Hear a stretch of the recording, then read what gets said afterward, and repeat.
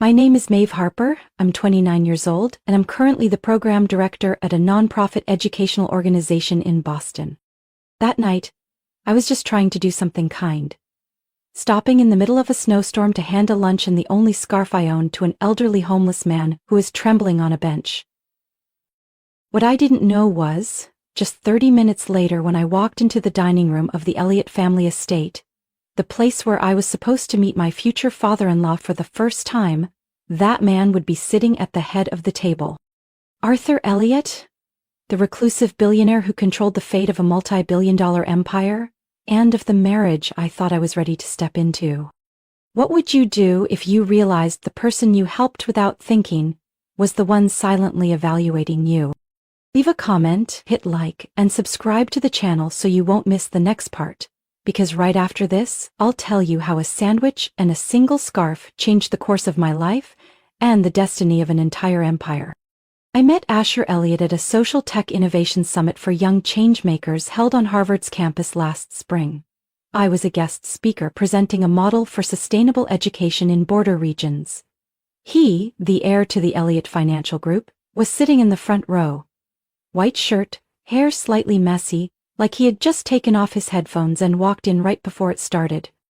I remember that first look, not the kind that sweeps you off your feet like in a romance movie, but the kind that makes you pause because it feels like the other person is already evaluating you.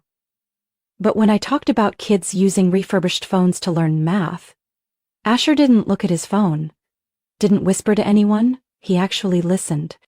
We started with a few conversations during breaks, and gradually became two people grabbing coffee at 6:30 in the morning because we were both too busy to meet at night. He once told me I was a rare moment of calm in a world that moves too fast for him. I was never the kind of woman who fit in the framed family photos they hung in their homes. I grew up in Pittsfield, Massachusetts, daughter of a single mom who worked part-time at a library and gave piano lessons in the evenings. No private school, no ski trips to Aspen, no horseback riding summer camps. I got through school on scholarships.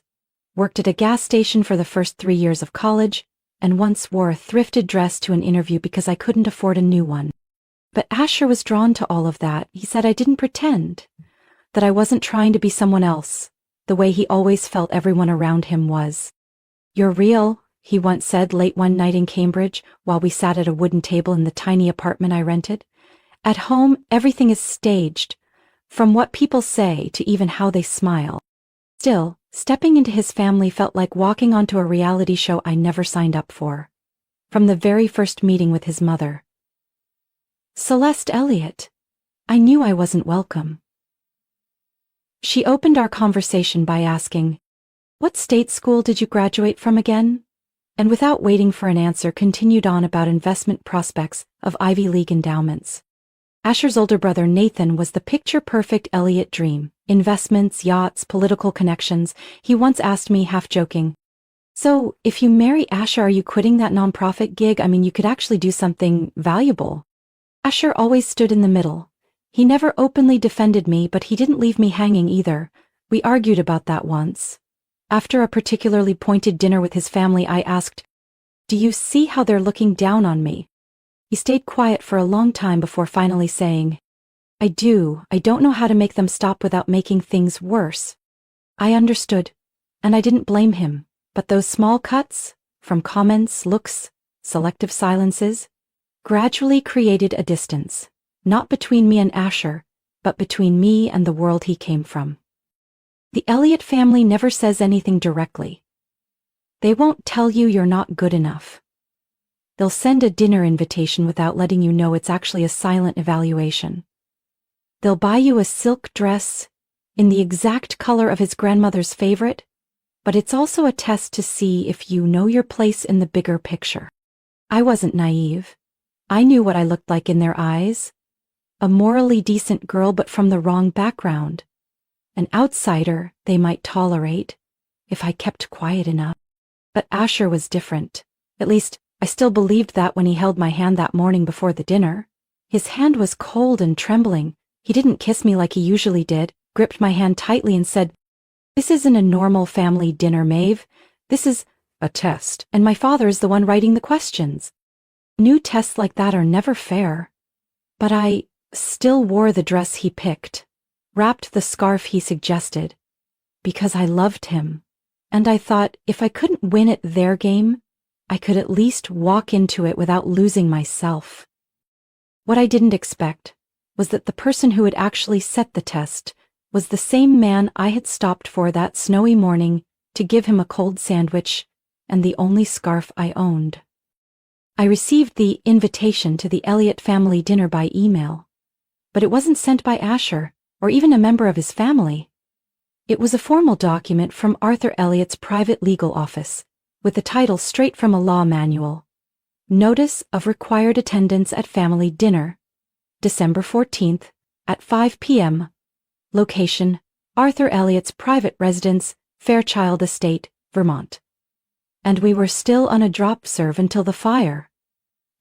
No greeting, no personal note, not even a please. Attendance is mandatory, no proxies allowed. I reread the message 3 times, thinking maybe I was overreacting, but when I forwarded it to Asher, he wasn't surprised. Typical of him, he muttered, eyes still on his laptop screen but his hands curling into fists. He doesn't invite, he summons. Asher, I don't understand, is this a family dinner or a hearing? He didn't laugh, just shook his head slightly. To my father, every dinner is a trial. Asher Elliott is the kind of person who rarely loses his composure.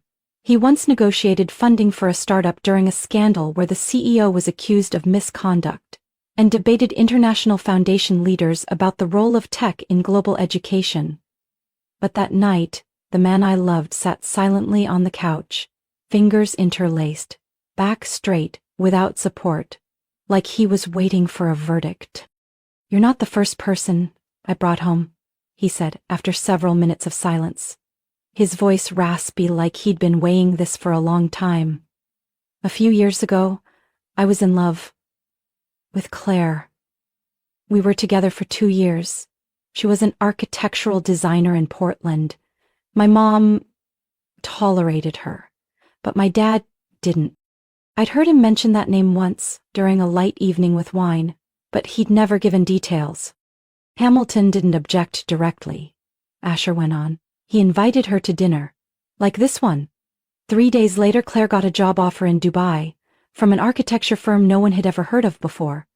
It came with enough money to clear all her student debt and buy an apartment. The condition was she had to leave that week." "You think your dad was behind it?" Asher didn't answer. His eyes said everything. "And she left? No goodbye, no explanation, just a 3-sentence email." Something sank in my chest. Not jealousy, something colder. Insecurity. "I'm not Claire," I said softly but clearly. "I know," Asher replied. "That's exactly why I'm scared." He wasn't trembling from the cold. He was trembling from a feeling I knew all too well. The fear of losing the one thing that still made you feel like yourself. Then he handed me a piece of paper. On it was a short bulleted list written in his neat handwriting. "Don't mention your job. We avoid talking about your family, especially your mother. Don't call my father Mr. Elliott, just say sir. If politics come up, deflect. If pushed, say you support stability. Don't show too much emotion, my family hates drama. Keep it short, no life stories." I read down to the last line and stopped. "Never be late." I looked up and asked softly, "Do you hear yourself right now? I know, it sounds awful, but you don't understand. My father isn't like anyone you've ever met. He doesn't play chess. He is the board." I held the paper in my hand, staring at it like a map I had to navigate just to enter a world I was never meant to belong to. And strangely, I didn't feel offended. I just felt distant, like a part of me had stepped outside the room and was watching from afar. A woman sitting on a sofa trying to reshape herself into a more digestible version for a family that had no intention of swallowing her. I folded the paper and slipped it into my coat pocket. Then I asked, half joking, "So, am I allowed to say I like cats, or does your family only do dogs?" Asher gave a faint laugh, so light it barely registered as a sound. But I knew nothing about that night was light. Every word, every step, every moment I spent in that mansion would be part of a test I never volunteered for. And the one writing the exam? Arthur Elliott had yet to show his face. I left the park in a hurry, cold wind slicing across my face, cheeks burning with anxiety. I knew I was late. Not the kind of late you apologize for politely. This was the kind of late that could derail your entire life. The cashmere scarf, the only thing in my outfit that might have been acceptable to the Elliott family, was now resting on the shoulders of the homeless man I'd helped. He had smiled and thanked me in a voice rough and deep, carried by the wind, and I'd nodded quickly, not thinking of anything else except getting there before the clock hit 5:30. As the massive black iron gates with golden E initials slowly opened, I could barely breathe. The mansion ahead rose from the ground like a relic, grand, ancient, cold, and so perfect it felt soulless. I ran nearly the entire final stretch, shoes sinking into the soft earth along the edge of the lawn. Asher was already there, standing on the granite steps, hands in his coat pockets, back straight like a statue, phone glowing in his palm. When he saw me, his eyes shifted from worry to anger in a single breath. He came down 2 steps and pulled me aside, out of view from the staff. "Maeve, where have you been?" His voice was low, not shouting, but cold enough to sting my throat. "Do you even know what time it is? You're 17 minutes late." I didn't have a chance to answer before he whispered again, fast and tight like trying to suppress panic. "My father hates lateness, I told you that. You don't get it, he sees it as a sign of instability, of someone who can't be trusted. You showing up like this, it ruins everything."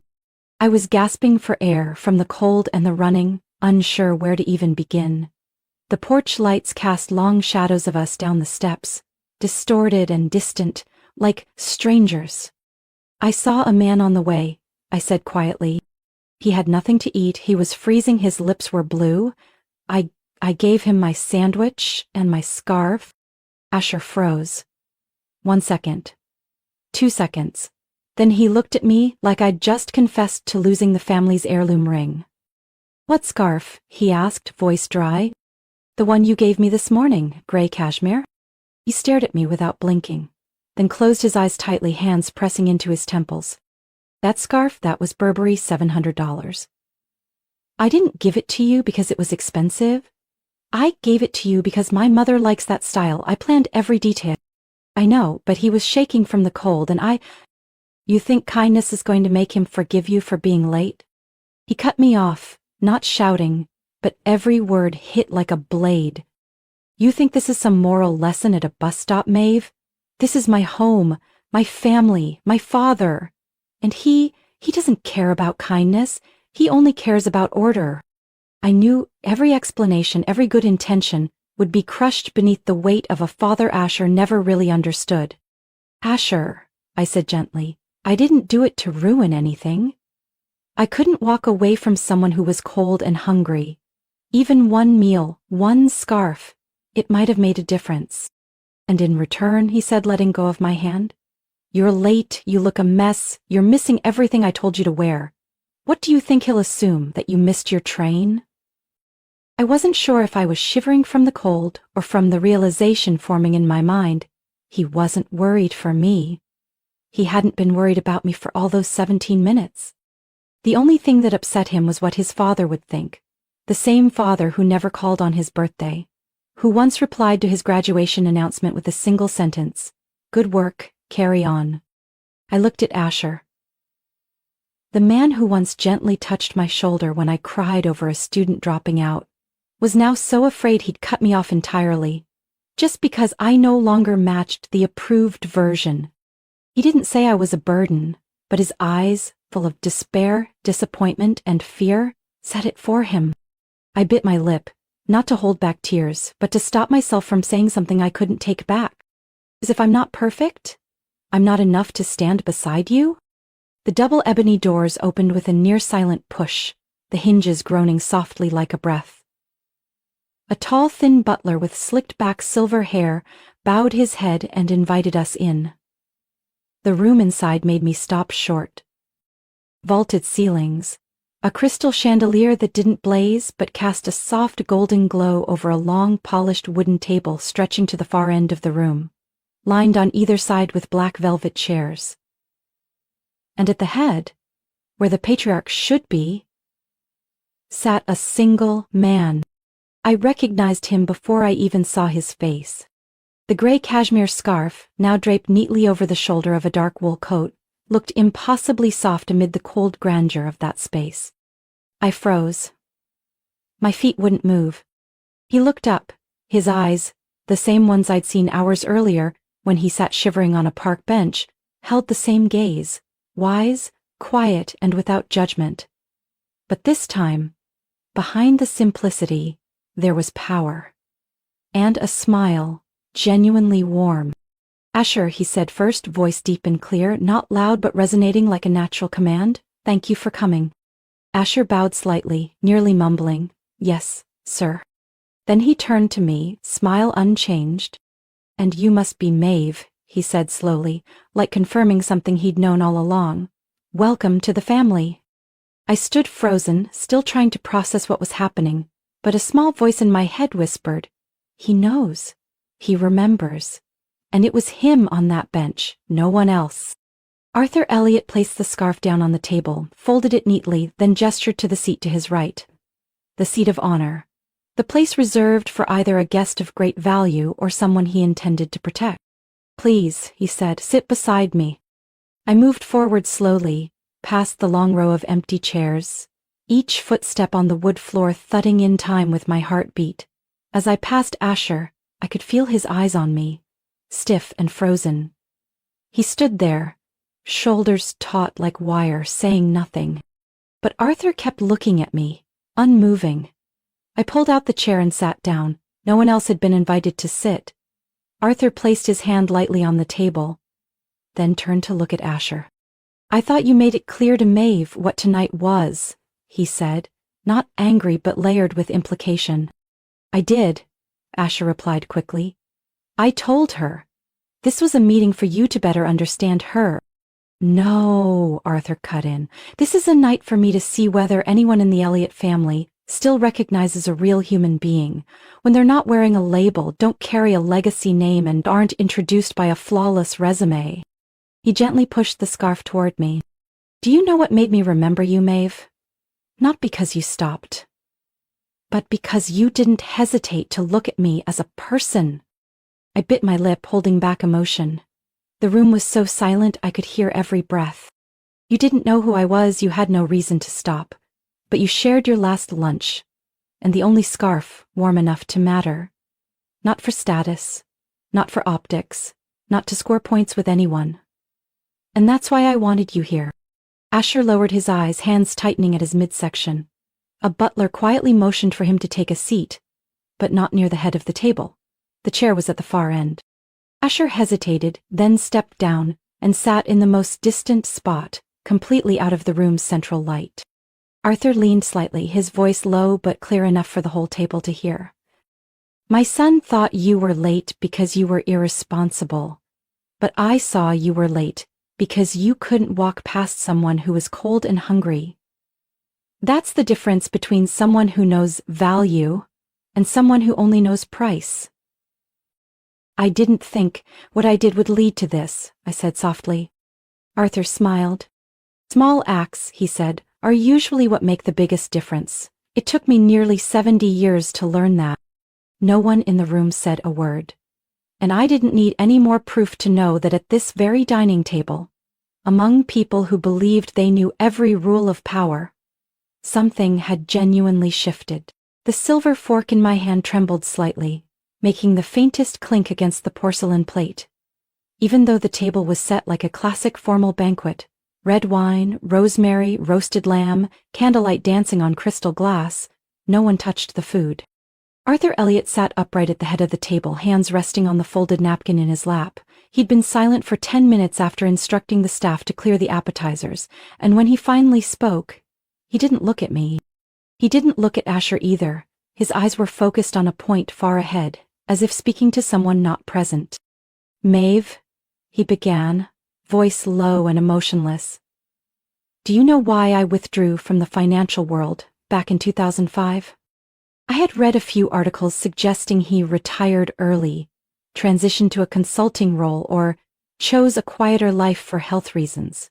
But none of them clearly explained the complete disappearance of a man once dubbed the power brain behind 7 of America's largest investment funds. Arthur stayed quiet for a long moment, then spoke again, softly, like recounting an old story long buried. Because Asher's mother died, and I never believed it was an accident. Asher's head shot up, his eyes froze, his lips parted as if to ask something, but closed again as Arthur raised a hand to stop him. The papers said she slipped in the guest house bathroom up in the mountains. No one else was there, no cameras. The only housekeeper scheduled that day had called in sick. He stared into the candle in front of him. I used to believe it. I tried to believe she was just unlucky. 3 months ago, he continued, his voice slower, sharper than before, I received a small wooden box via internal courier. No return address, no signature. Inside was a handwritten letter. My wife's handwriting. Unmistakable. The letter was dated the day before she died. This time, he looked straight at me. In the letter, she said she didn't feel safe, that someone was tampering with her medication, that if anything happened to her, I should not assume it was an accident. I swallowed hard. Asher lowered his head into his hand and rubbed his forehead slowly. Along with the letter, Arthur said, now raspier, was a copy of a chemical test report from a private lab. It showed an unusual level of a compound not approved in her prescription, a toxic alkaloid known to disrupt the nervous system and affect blood pressure. The room was so still I could hear the glassware tremble slightly in the breeze from the fireplace. The problem is, he said, the only person regularly present in that home aside from family was someone who wasn't yet a daughter-in-law, but was always by my eldest son's side. Elena Barron. I had heard the name. Elena. Nathan's ex-wife now, the executive vice president of the Elliott Group, and according to Asher, if Dad ever dies, she'll be the one in charge. Arthur gave a slight nod, as if reading my thoughts. Elena was the only one who didn't attend the funeral, didn't send condolences, didn't return to that house after their mother died, he said, looking at Asher, his expression unchanged. And she's the only one in recent years who's tried to keep me off the board, citing health and age as her reasoning. Are you sure? Asher asked quietly, breaking the silence for the first time. Couldn't it have been someone else? An old staff member? A medical error? Arthur shook his head. I'm not declaring her guilty. But if you're asking whether I trust her, the answer is no, I never have. And your mother's letter left me no choice but to dig into everything. He leaned back in his chair as if finally letting go of a heavy burden he'd carried too long. And do you know the irony, Maeve? He said, turning to me, eyes softening. The first person to ask who was there that day wasn't a lawyer, wasn't family. It was a girl who stopped in a snowstorm, handed me a scarf, a meal, and a look that didn't flinch. From the moment I stepped into this room, I had no longer been an outsider. And what was unfolding here was not simply a dinner. This was the beginning of a new chapter in a family story no one had ever told. Asher shoved his chair back and stood abruptly as Arthur Elliott finished his sentence. The metal legs scraping across the stone floor echoed dryly through the space still thick with the weight of the previous revelation. You can't be serious, Asher said, voice low but tight as a wire. You're giving control of the trust to Maeve? She's not even family. She doesn't know anything about our system. I turned to look at him, not shocked but still chilled. Not because he objected, but because of that look. The same anxious expression he'd once shown when telling me he always felt like a stranger in his own home was now aimed at me, like I was the threat. She's the only one in this room without an agenda, Arthur answered, unmoved. And the only one who doesn't need Elliot to validate her worth. Asher let out a dry laugh. So, you're choosing her over a sandwich? A scarf? Or is this just you teaching your son a moral lesson before dessert? I placed my hand on the table and slowly stood up. Don't do this, Asher. Don't you see, he said. My entire life, I've been tested, scored, compared to standards no one could ever meet, and now, one impulsive act, one show of feeling, and suddenly you're the worthy one? You think that's fair? If I was chosen because of that act, then no, it wouldn't be fair. But maybe I was chosen not because of the scarf, but because I wasn't afraid to be fully seen. I turned to face Arthur, in every eye watching us. I know you had a reason for this decision, I said, and I know the fact that I'm not an Elliot makes it sensitive. But if the role you're giving me is to symbolize dignity and ethics, then I have to be clear about one thing. I'm not a banner for someone to wave because it's convenient. I'm not a certificate of virtue to hang up for show. If I do something, I do it because it's right, not because it's popular. The room fell completely silent. One of the elder lawyers near the window gave a light cough, then said nothing else. I could see Arthur's eyes narrow slightly, as if weighing something else. Then he reached behind the chair and opened a nearly invisible compartment. From the compartment he pulled out an old envelope sealed with faded red wax. There's something you need to know, he said, this time addressing Asher. The current will wasn't the only one. Your mother once wrote her own, by hand, without going through the family attorney. Arthur handed the envelope to me. My hands trembled slightly as I took it. The paper was thick, stiff, carrying the faint, sharp scent of old documents kept in sealed cabinets. On the front in delicate handwriting were 4 words. For when they forget. You want me to open it? Not want, he replied. I believe if anyone can understand what she left behind, it's you. I used the silver letter opener nearby to carefully slice through the edge. Inside was a handwritten document on pale yellow paper, the penmanship elegant and consistent to the last letter. A formal will, dated roughly 10 days before her death. Among the loving notes to her 2 sons there was one passage that caught my breath. I leave the right to appoint a moral guardian of the Elliott Education and Culture Fund to anyone not bearing the Elliott name, but who holds faith in the value of people, not possessions, because if anyone can keep the light in this family alive, it won't be the heir but the one brave enough not to need an inheritance at all. I folded the paper and returned it to the envelope. She saw what I once missed. And now, I choose to act on that wish. I looked over at Asher. He was quietly sinking back into his chair, his gaze drifting somewhere between the feeling of being stripped and a deeper, hollow emptiness. I left the Elliott estate a little after 11 p.m. The snow hadn't started yet, but the wind was cutting cold, the kind of cold that wakes you up, as if the air itself is forcing you to be honest with yourself. Asher didn't walk me out. He stayed inside, still sitting at the far end of the table. His shoulders hunched like the entire weight of that evening had landed on his back.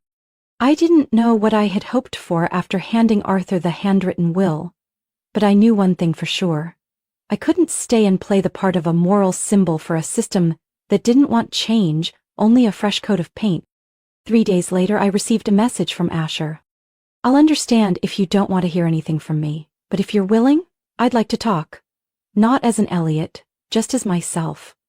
The man who hurt you more than I ever admitted. I read it while sitting in the small living room of a temporary rental apartment in Burlington. Outside the window, the frozen lake reflected the muted light of the street lamps. I pressed and held the message, and left it there. The next day he showed up. He wore a light gray turtleneck sweater, standing at the door, bare hands in the freezing air. I know you don't owe me anything, he said when I opened the door. But if you could spare me 10 minutes, I won't ask for more. I stayed silent for a moment, then stepped aside holding the door open. The room had only one armchair and a low table. I gestured for him to sit. He didn't. He stood, hands clasped together. I thought, if I did everything right, picked the right scarf, the right words, the right timing, then it would all work out, he began. But I was wrong. And the thing I feared most wasn't being disowned by my father, it was being seen by you. Not the version I tried to build, but the real me. The scared, messy, stunted version. Nothing in his words made me angry, it was just too late for them to carry the same weight. I don't blame you for not coming back to the table that night, Asher continued. I know, a year ago, the old you might have stayed, comforted me, helped me, find direction. But the woman you are now doesn't need to carry other people's growth anymore. I turned my face away, my eyes drifting toward the corner of the table, where I had placed a copy of his mother's handwritten will. Under the yellow light, the writing was still crisp, like a whisper from a woman who had once understood the world she lived in and chose to rewrite its rules before it devoured her son. I want to come back, Asher said quietly. Not to keep you with me, but to start over. From the beginning, with no one propping me up. I walked over and handed him the coat hanging behind the chair. He took it, his hand brushing mine. Warm enough to feel, but not enough to hold. I'm not angry, I said. And I don't hate you.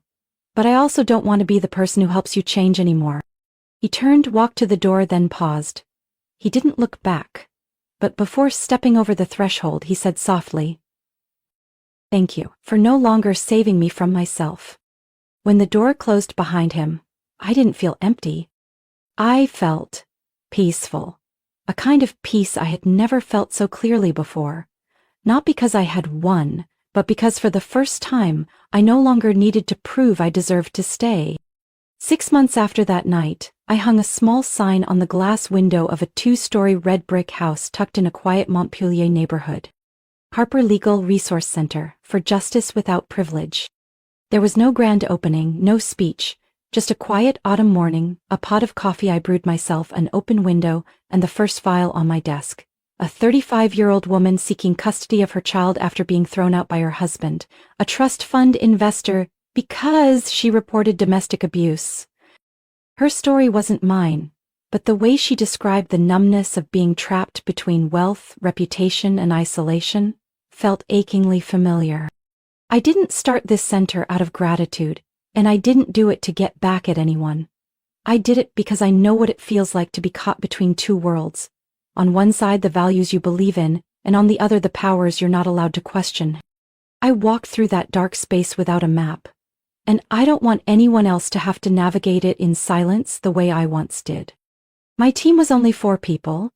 Me, a retired family lawyer named Grace Mitchell, a third-year law student with endlessly curious eyes, and a woman who used to be our very first client, now our intake coordinator. We didn't have big salaries or legal backing from major firms, only early morning meetings in a cramped kitchen, whiteboards covered in scribbled timelines, and late nights writing statements for clients who didn't even know how to write an email. About a week after the center opened, I received a package by express delivery, no name on the return label, a familiar handwritten address, Fairchild Ridge, Vermont. I opened it. Inside was a small cedar wood box lined with chestnut-colored velvet. It didn't hold papers or money. It held a gray cashmere scarf, the one I'd taken off my neck to give to a homeless man on the night everything changed. The scarf was the same, soft, warm, slightly faded at the fold, but carefully refolded, with a handwritten note placed on top. "Maeve, you turned the course of a dynasty with a sandwich and true kindness." No Elliot name, no title, only you. Thank you for not walking past me on that bench. Author? I read it over and over, long enough for my coffee to go cold, my hand still resting on the paper, not because the words were emotional, but because the quiet recognition within them was worth more than any fortune I'd ever seen the Elliots fight over. From that day on, a small financial grant began appearing regularly in the center's operations account, through an anonymous fund called June Fund. I knew exactly who was behind it, but Arthur never called, never emailed. He let me do it my way, and that was the most generous gift he ever gave. One late afternoon in October, I stepped out of the consultation room after 3 tense hours with the client, terrified of losing custody to her wealthy ex-husband's family. She hugged me in the hallway, crying, and said, "For the first time in my life, someone stood by me without asking for a credit card." I smiled, because I understood. Sometimes, what people need most isn't to be rescued. It's a place calm enough for them to stand on their own. No pressure, no pity, no need to deserve it. The old currency, empty praise, strategic handshakes, promises wrapped in gold, no longer fits the stories I now live with every day.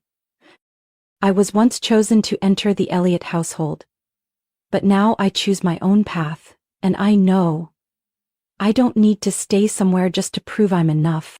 The stage lights weren't as harsh as I expected. They were soft, enough to see the faint rows of the audience below, but still keeping me separate, like a storyteller on the edge of light and shadow. I wore a simple navy mule suit. No jewelry, no slide deck, just me, a wireless mic clipped to my collar, and 18 minutes to speak about something I once thought would remain a private wound forever. The auditorium was eerily quiet. Like all outside noise had been cut off the moment I stepped on stage. I used to think, I began, that the biggest test in life was getting other people to love you, to choose you, to believe you were worthy of standing beside them. I paused. In the third row, I caught the gaze of an older woman clutching the hand of someone next to her. She simply looked at me, like she already knew what I was about to say. But then I realized, I continued, the real test is how not to lose yourself in the process. I recounted it, all of it, clearly, without dramatizing. The winter night, the dinner I thought was an introduction to my partner's family, but was actually a quiet vetting, a cashmere scarf that changed the course of fate, and an empty seat at the end of a table, where people placed those they considered less than. I didn't list names. I never said Elliot or Arthur or even Asher. I didn't have to. I talked about the system, the one that demands your best-looking self polished with credentials, networks, and success metrics, a system that only recognizes you if you're certified by the standards it invented. I came close to being certified, I said, and in that moment I felt so small, like I was a reflection of expectations other people had projected onto me. I told the story of the night I rose from that mansion dining room, not in protest, but in quiet departure, of the feeling that was light, painful, and real, of choosing a path where no carpet was laid, but at least I could walk it with my own feet. The audience stayed silent the entire talk. No murmurs, no phone screens lighting up, just real listening, the kind I used to think was a luxury in boardrooms, where everyone only waited for their turn to speak. All day I closed. I received a small box. Inside was the scarf I had once handed to a stranger on a bench in winter, along with a note that said, "You turn the course of a dynasty, with a sandwich and true kindness." I don't think I turned anything, I only stopped and saw a human being without needing to ask if he was worth it. I walked off the stage in silence, no outro music, no spotlight trailing behind. But as I stepped down the small staircase toward the wings, I caught a glimpse, far left of the auditorium, of an elderly man sitting still, head bowed slightly, hands folded near his mouth. Arthur Elliot. The stage lights made his hair shimmer silver like snow. He wasn't wearing a tailored suit but a simple turtleneck sweater, with a gray scarf, the same one, wrapped around his neck. That scarf, once again, present like a symbol that didn't need to be named. I stood there, at a distance, and watched him slowly raise a hand, wiping something from the corner of his eye, then lean gently back into his seat, as if releasing a burden carried for years. For the first time, perhaps in his entire life, someone from the Elliot family had stepped into the public eye, without needing the Elliot name to be heard. What do you think of the choice I made? Of walking away, not out of failure, but because I no longer wanted to be accepted on someone else's terms. Maybe all of us at some point have stood before a table like that where we're asked to choose between keeping the truest part of ourselves or trading it for the right to stay seated. If you've ever felt that, I hope you'll share your story in the comments below. Maybe your voice is exactly what someone else needs to hear today. And if you'd like to keep following these heartfelt journeys about family choices and human worth amid the unchangeable, hit follow so you don't miss the stories to come.